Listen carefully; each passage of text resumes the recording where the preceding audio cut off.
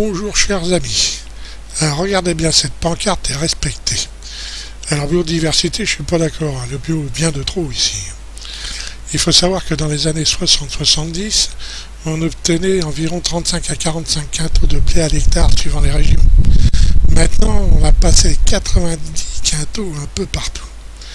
Alors j'ai discuté avec un bosseron et il s'avère que pour arriver à cela, le blé subit pas moins de 8 traitements phytopharmaceutiques. Alors on va faire le détail. 2 traitements d'herbicides, donc tout le monde connaît. 3 traitements fongicides. Alors les fongicides, c'est un produit qui détruit les champignons. Il y a 2 sortes de fongicides. Il y a un fongicide de surface, on le met sur la plante, il s'étale sur la feuille et il protège la feuille. Mais les nouvelles feuilles, celles qui arrivent, qui poussent, ne sont pas protégées contre les champignons. Alors il y a le deuxième fongicide, c'est un fongicide pénétrant. Alors celui-ci, il pénètre dans la terre. La plante, elle absorbe par les racines et il monte à travers la plante avec la sève. Et là, la plante est totalement protégée, même les feuilles qui arrivent après le traitement.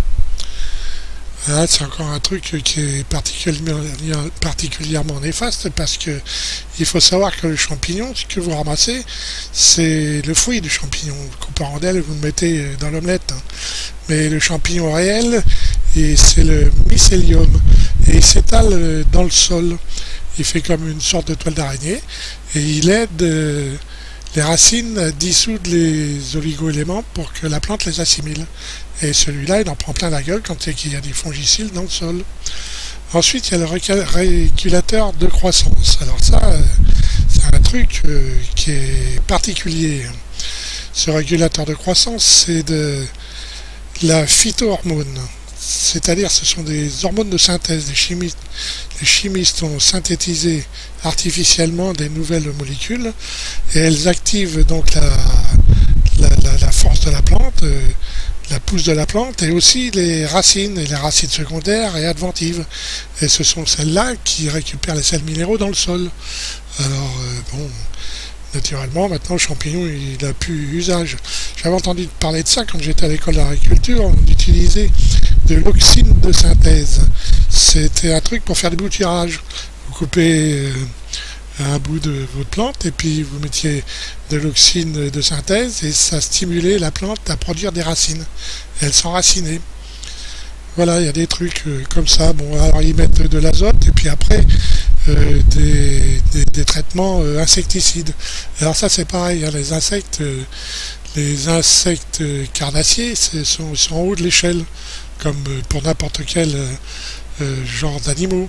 C'est-à-dire que vous prenez un insecte A, un insecte B, un insecte C. Vous allez produire un produit qui va éliminer l'insecte C.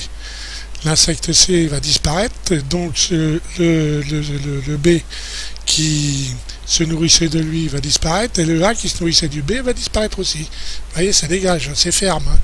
Et bon, tout ça, sans compter que les grainiers doivent faire de la gonflette à leur semence, et quand votre boulanger vous dit voilà une baguette bio, vous pouvez foutre à travers la gueule. J'ai mon cousin qui habite dans cette région quand il était môme, il habitait Paris, et il descendait dans l'Allier chez mon père qui avait une ferme. Et quand on voulait aller à la pêche, on arrosait copieusement une allée du jardin, et la nuit venue, nous prenions des lampes électriques et nous ramassions les vers comme des pommes de terre. En 10 minutes, on avait une boîte de conserve pleine de gros vers de terre. Alors, il a voulu faire pareil dans son jardin ici, et sans utiliser les produits des bosserons. Et il a récupéré 3-4 vers. Il était scié, il dit c'est pas possible. Cette terre elle est morte et il n'y a plus rien. Tout ce qu'on bouffe de blé, tout ça c'est tout du chimique. Alors le bio, vous pouvez vous le mettre où je pense. Au revoir monsieur, dame. Bonne journée.